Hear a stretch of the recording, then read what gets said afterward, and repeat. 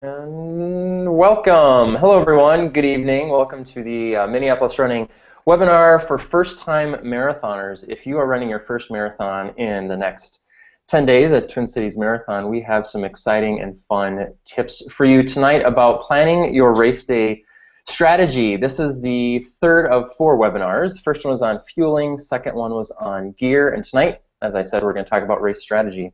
My co-host joining me tonight is Miss Jessie Benson. Jessie, how are you doing this evening?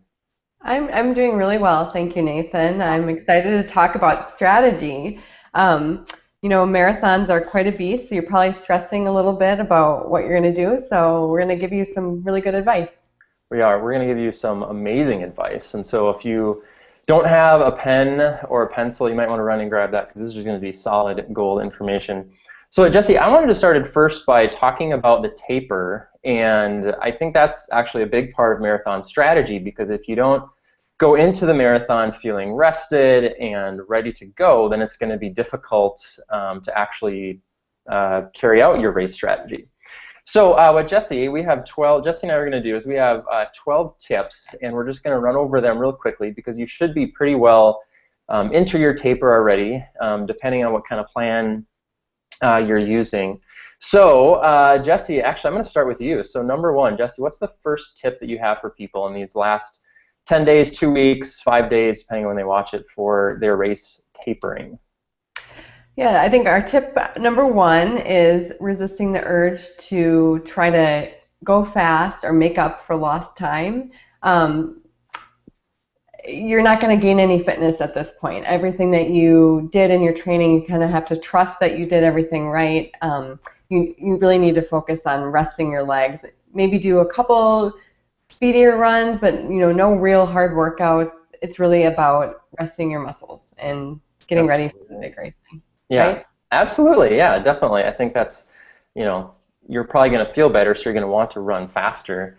And the second tip is just keep your routine. So if you're someone that runs in the morning, keep running in the morning. If you're someone who runs, 4 or 5 days a week, run 4 or 5 days a week. Just maybe back off of that intensity, but try to stick to a routine, as much routine as you can that you've had during your training, because it's more than likely been working for you. So stick to routine.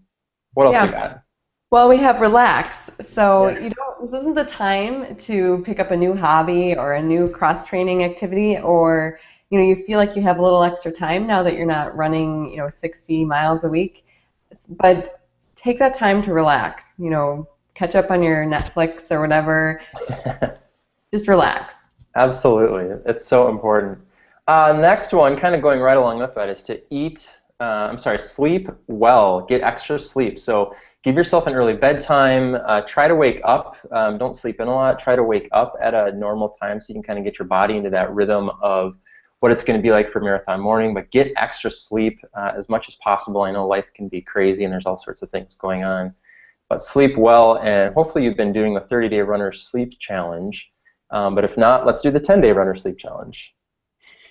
That's a good tip. Now the next one we have on our list is to eat smart. So yes, you can be carbo loading, but that doesn't mean you're pigging out or eating everything and anything. You're not running as much, so you could gain a couple pounds, and those could make a difference on race day. So eat smart, don't overeat, eat healthy and light. Absolutely. And one thing that I've kind of been doing recently before big runs is, so I'm normally whole wheat everything, but since there's all that added fiber, that's actually maybe one part of that eat smart, eat healthy thing you may not want to do the day or two before race because fiber has problems. Number 6 is carry a water bottle everywhere, and this is one of my favorite little tips for the taper. You want to hydrate, you want to stay hydrated, you want to do that, and the easiest way I found is just literally carry a water bottle everywhere that you go. So you're constantly sipping on water throughout the day. It means you're going to probably have to go to the bathroom more often, but hey, you're going to start more hydrated. And look at that. Jessie's demonstrating for us right there. Perfect. Is that a little lemon in that water I see? Mm-hmm. Nice. Very I like good. a little fruit infusion in my water. Yes, very good. And there's actually, you can use on the side, Noon or some other type of thing to drop in there to get even more electrolytes. Powerade Mountain Berry Blast is what they're serving on the course. Maybe you want to start getting used to that. All right, number 7. kind of goes along with another Number one we've already 7. talked about. Yeah, it kind of goes with relaxing. Stay off your feet. So this isn't your opportunity to start going to concerts or the zoo or anything extra that you don't need to do.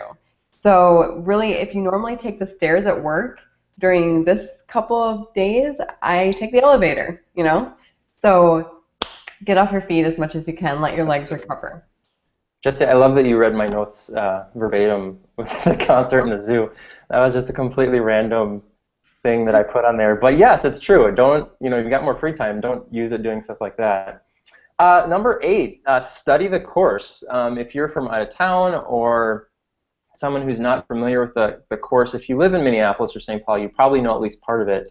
But I think it's important to study the course to find out where the water stops at, where are the aid stations, how do you actually get from point A to point B. Today I was actually just looking online, and they actually have turn-by-turn directions for the course. So if you really want to get into it, there's all the directions written out for you. But study the course. That will help kind of in your planning as well. That's actually pretty helpful, though, because some people say if you really run the tangents, you're going to get the 26.2. Yes. I don't know, almost all of my marathons are on my Garmin. It says I did not much more, but more than 26.2. So if you know which side to be on, then it could help you. Yeah, absolutely. It's very true because they measure the course based on those tangents, and they measure it on the shortest distance. So sometimes if you think you're gonna, I don't know, cut off a little here or there by doing that, you're not. They've already accounted for that. So, but you don't want to be running any extra because 26.2 miles is plenty, I think. What else? I agree. We're going to talk about race strategy, but what's one thing to be doing during your taper is figuring out your race strategy. Yeah. We're going to come back to that one. So why don't you just do the next one? Race logistics. So how are you getting to the race? A couple of times that I've done Twin Cities, I took a shuttle bus to the start. So you look online, see what the transportation options are for you, or arrange for a friend or a family member to give you a ride. Figure out how you're getting there and how you're getting home afterwards, too. Yeah. And fun fact, now that the new Green Line is open, which is the light rail, there's free rides on the Green Line just by showing your race bib. So what I'm actually going to do is going to drive somewhere along the Green Line, somewhere in St. Paul and park, hop on the Green Line, and then that takes you right to the start of the race. So that is an excellent way to get there and get home because the Green Line ends at the Capitol. Well, technically it ends at Union Depot, but whatever. The next one is, let's see, which one we're on. Actually, Jesse, you do this one. This is one of your number 1 golden rules of running, number 11, right? Right, nothing new on race day. So figure out everything we talked about this last week with gear, but figure out everything that you're going to be wearing on race day and don't do anything new. I think my sister was mentioning maybe trying a new knee band or knee brace on race day, and I told her that don't do it. Don't do it. It's not going to help you. You're going to regret it. So if you haven't been training in it, you don't need it. Don't try anything new. Absolutely. And I see that we do have some viewers, so if you guys have questions, feel free to ask away. The last tip is, and this is maybe more of a, introspective one, is just reflect on your hard work. A lot of people look at the marathon, the actual day of the race, as being kind of and it is the culmination, but it's really the culmination of all of your hard work. It's the ultimate kind of, expression of all that discipline and consistency. And so take a few minutes, reflect on it, journal if that's your thing, whatever, but just think about all that you've given up and sacrificed to actually get to the starting line. Because I think even just that in and of itself is an accomplishment, kind of regardless of what you do. Jess, you have a journal. Well, I keep track of my mileage in a running journal, and I think it helps me to look back and look at a couple of runs where I felt really good or where my kind of notes that I jotted were really positive. Don't look at the ones that were bad. Everybody has bad runs. Let's just put those to the side and let's look at the positive ones, and then try to remember how you felt and recreate that and channel that on race day.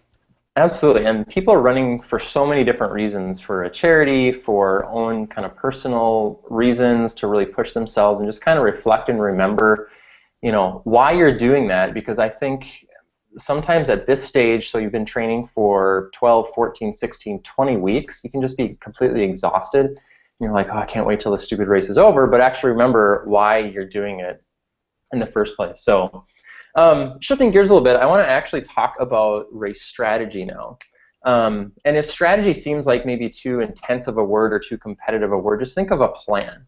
So anytime you're embarking on any kind of a journey, you should have some sort of a plan. We talked about how are you going to get to the race. The first week we talked about how are you going to fuel for the race, what gear are you going to wear in the second week. Tonight we're going to talk about what's your actual plan and strategy for actually running the race. So starting with mile 1 and ending with mile 26.2. Jesse, I don't know if you were like me at all, but when I ran my first marathon, my race strategy, my race plan was show up and start running. What was your plan in your first marathon, if you can remember back that far? Yeah, I was similar to you, Nathan. For my first marathon, I didn't have a plan. I hadn't thought about my pace that much. I really hadn't done any half marathons that would give me a good, estimate of what kind of pace I would be running for the marathon. So it was really just to finish. So yeah, I think if you have done any recent half marathons, you probably have a better idea of what kind of what kind of pace you could be doing. But I didn't. Yeah. I was clueless. Nor did I. And I had two. I wanted to finish, and I wanted to break 4 hours. I finished. I didn't break 4 hours. But I had no plan of how exactly I was going to do that. I knew what my pace needed to be, but I didn't even think through, what that would look like. And so I think, for everyone watching and who's going to watch this, whatever your goals are, whatever your reason is for running, even if that's, I just want to finish, I'm running with some friends, all I want to do is finish, you still, I believe, have to have a number connected with that. So, whether that's I want to break 4 hours, 5 hours, and the reason why you have to have a number connected with it is because whether you like it or not, there is a number connected with that. The course limit is, I believe, 6 hours. And so even if your goal is just to finish, you have to do it in 6 hours, otherwise they will make you stop. And that's not fun. So thinking through, well, how do I actually accomplish or meet that goal requires a little bit of planning. So Jesse, what are maybe, so after your first marathon, which didn't go so great, what did you start doing in terms of how do I plan this out? How do I make sure that I'm going to actually finish somewhere around where I want to be? Well, I think after my first one, then I started thinking more about pacers or my pace. After my first one, I kind of knew what I could do. So I started looking more about, am I going to be running even splits or negative splits or positive splits, which happens sometimes, unfortunately. Yeah, for sure. And we have a question from Erin, and her question, which is going to actually a perfect segue right into what we're going to talk about here, is what do you suggest in terms of pacing myself? Run a slower first half, or how many of the first miles slower, or run race pace the entire time? And here, and Jesse, I'm going to ask you basically to kind of give your insight on this too, but here's kind of my I don't know if philosophy is the right word. Basically, it's very difficult to. So one thing that people like to do is this idea of banking time. So I'm going to start out faster, knowing I'm going to die, and hopefully I've kind of banked up this time to then cash in later in the race. And the reality is that just doesn't work. So if you think that you're going to go out, maybe at a faster pace than you expect, that's just not going to happen. Now, the flip side of that is some people think, well, I'm going to go out a whole lot slower. So if I want to run a 4-hour marathon, that's a 9:09 pace. So if I go out, the first half, let's say at 10-minute per pace, I know I can do that. Then do the math. Okay, the second half has to be, whatever, 8 minutes, 8-minute pace, whatever. And the reality with that is that you're going to be putting so much strain and stress on your body to try to make up all that time that you can kind of be in the same situation as that first scenario. And so I don't want to say that running even splits is the perfect ideal, or I guess if you can just run every mile perfectly on pace. But a different way that I like to think about it, and Jesse has a cool kind of way to break it up here, is I like to break it up into 3 chunks. And so that's the first half, so the first 13.1 miles, and then from there until mile 20, and then from mile 20 to the end. And so for that first half, the half marathon, is basically just as I want to be right on. Well, actually, before I get into that, Jesse, I'm curious your thoughts on the whole breaking even, faster, going slower. What have you learned? Well, I have learned that it's never a good idea to bank time. That doesn't work. It's always a better idea to hold back in the beginning. Just like Nathan said, I think about breaking up the marathon into three pieces. And I didn't come up with this, but I read it somewhere that you want to run the first 10 miles with your head. So you want to run those first 10, controlled, you're holding back, you're conservative, you're feeling good. The next 10, you're running them with your legs. You're feeling good, you're trusting your training, you're physically trained to do this. And then that last 10K, you run with your heart. So that's where you know you want this, you've trained And so that's the hard easiest for it. part. The last is the easiest. Well, it's just a 20-mile warm-up to a 10K, right? So, I Yeah, mean, the last exactly. 10K That's is the all. That's hardest. all that is involved. So, I think that you really do want to feel like you're holding back. How much you're holding back, I mean, that's going to depend on your goal. You can't hold back, like Nathan said, 30 seconds to a minute, because then you're going to be have to pushing the pace quite a bit harder at the end. But I have found that holding back, at least for the first half, where I feel like, okay, this is okay, I can do this, and then I'm able to pick it up progressively over the second half, has worked out best for me, for my goals. hmm Yeah, for sure. And so, thank you for that, Jesse. And I think one of the things that I've kind of learned is in that first half is, when you talk about running it with your head, it's almost like I think you just kind of have to get into that pace and just zone out, relax, enjoy the crowd, and don't even think about, what you're doing. Just make sure you're hitting those splits, you're hitting those times that you need, and it should, I don't want to say feel easy, because running a marathon is never easy, but it should feel relatively effortless if you can just kind of zone in and just kind of block it out. Now, what I think about is once I get to that halfway point, really just focusing on the next mile. And so, okay, now mile 14, I need to be right at this split. Mile 15, I need to be at this one. And what can be hard, especially for first-time marathoners, let's say you get behind a little bit by a mile. Let's say you're 10 seconds off. Don't try to make that up in the next mile. Just simply try to get back on pace. Because what can happen, and I've done it before in 2 marathons, is you start trying to go faster and faster, and maybe you do pick up time there, but then all of a sudden you're exhausted for what's to come later. And then that last 10K, so that you got done with the warm-up, and now you're getting to the real race of that 10K, is you just kind of let go. You see what you have left, maybe not in that first mile or two in that 10K, but definitely that's the time to kind of just go and see what you're made of. And if you're familiar at all with the Twin Cities course, you know that there's a good portion of that is uphill, so be prepared for that. Jesse, what would you add to that? Running or finishing the Twin Cities Marathon on Summit and feeling good is going to be 1,000 times better than most of the people around you who are really going to be struggling at that point. So if you do run smart and you do run slow in the beginning and then progressively pick it up so that at that last 10K when you're coming down Summit, you're feeling good, it's going to be a much better experience overall. So yeah, my advice is to you, I would never say go out too fast and then prepare to be tired on those hills on Summit. I would say start slow, finish strong. And I think one kind of insider tip is with the Twin Cities Marathon, at least I don't know your experience, Jesse, but whenever I've run that first mile, my Garmin is always way, way off I think it's because of all the buildings and maybe everyone is so tightly packed. I don't know, but it's always way off, and so I never have any idea what pace I'm running. I'm excited. I'm coming off that taper, and so I always go out way too fast. And sometimes it takes me a mile or two to actually settle into the pace I want to run. And sometimes I think then, I'm already thinking and kind of out of whack of where I want to be. So I would just echo what you said of really start slow, and if that involves a pacer, maybe running with a pacer that's either in a slower group than you want to be in or just sticking with one. But also pacers can be kind of a mixed bag. Jesse had a really cool experience, I think, with one.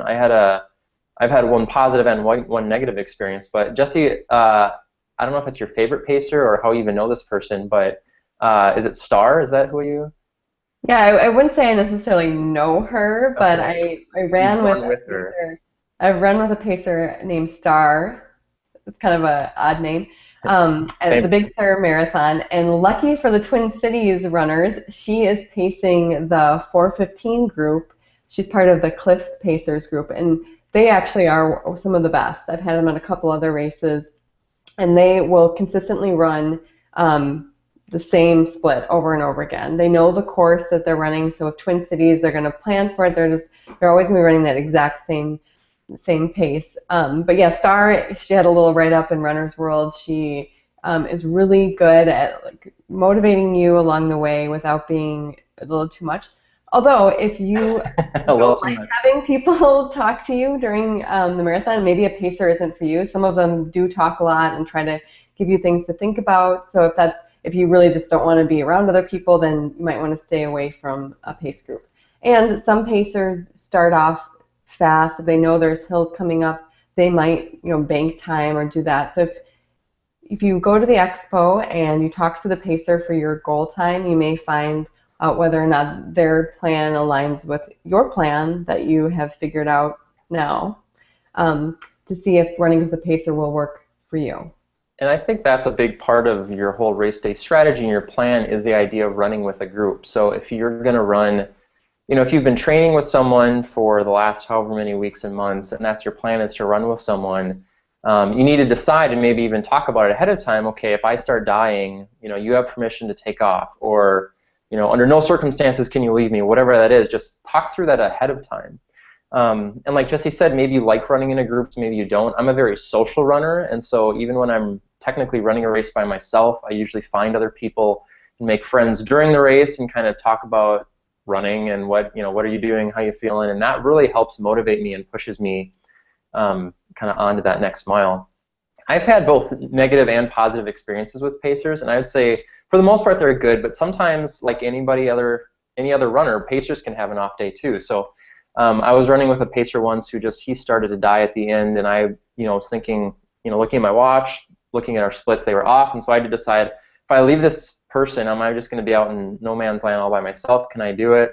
Another time, this is in a half marathon, I went up to the pacer and I said, all right, I need you to, that number on your sign, I want to be right ahead of you before you cross that. And unfortunately, I was just a little bit behind him.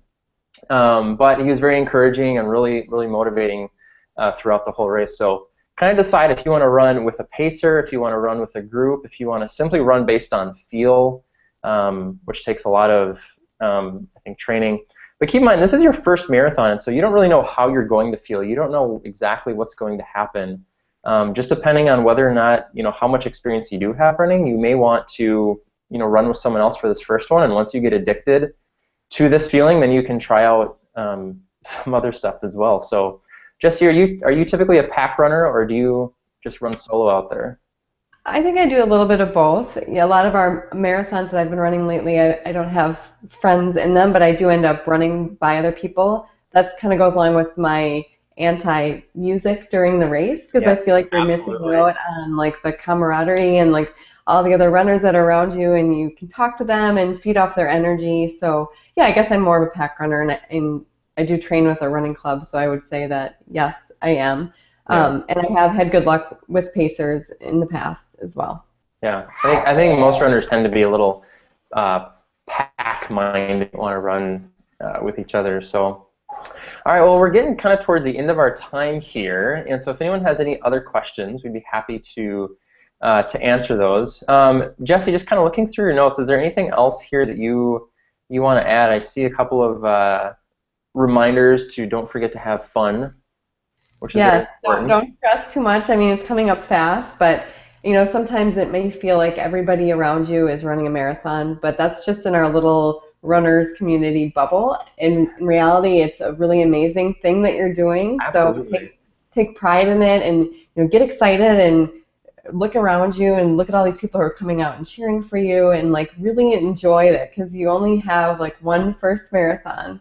Yeah. So that running across the finish line on your first one is really amazing. They're all amazing though. They never stop being amazing.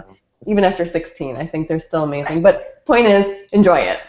Yes, absolutely. And when it comes to, tonight we're talking about strategy and sort of how to, run the first half, blah blah blah.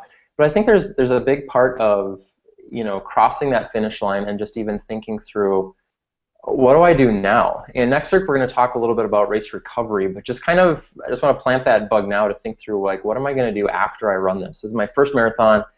Do I want to do another one? Do I want to wait and see? And you don't have to make that decision now, so maybe I shouldn't even bring that up. But just think through what is that going to be for you, kind of once you cross that finish line. Jesse, do you have a favorite marathon finishing moment? Like, is there one out of all that you've done that really just stick out to you? Well, they're all very special in their own way. Of course, just like children. Yes. Um, I did Twin Cities with my younger sister, so that was really fun, cross the finish line with her, even though it was kind of a battle down Summit. People around us were probably like, who are these people fighting? But it was still a You're really fighting? special. You were We fighting were with each other? kind of fighting. So that, that was kind of one that I'll always remember. But I really think, Twin Cities, like I said last week, it's one of the coolest finish lines. I think coming down and like seeing the Capitol, it's amazing. So take it all in and really enjoy it and try to remember it. Yeah, absolutely. It is such an amazing experience, and regardless of how you do, your first marathon, it's really hard to predict what you do. I've read somewhere that for the average person, so like Jesse and I and most people who are running marathons, meaning you're not a professional runner, running your first marathon takes a lot out of you, and it takes, a couple marathons to even kind of get your body into that sort of shape where it doesn't feel like, death every time. And so this first marathon, it may not go as you planned, it may go perfectly, it may be awesome, but kind of forget about all that and just remember to have fun. Remember, it is a tremendously huge accomplishment, and hopefully you'll enjoy it enough to want to do some more of them, and kind of, if nothing else, just adopt a lifestyle of fitness and health. Yep.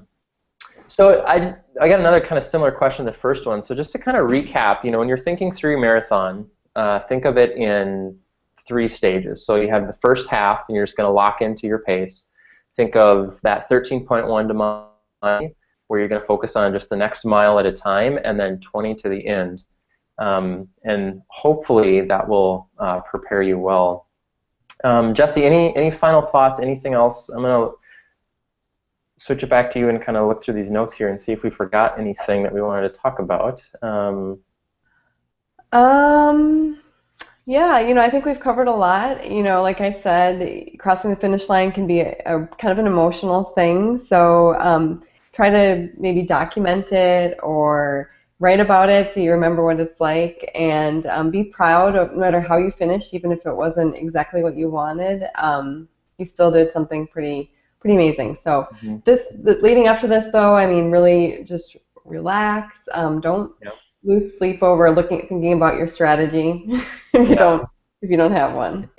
Yeah, it's not the end of the world. I think, when I was writing this, what I really wanted to just focus on, especially for first-time marathoners, is just to think about having some kind of a plan in place. Maybe years down the road when you start doing a lot of these and have some more specific goals, then it will become more important. But just to think about, how are you going to approach that?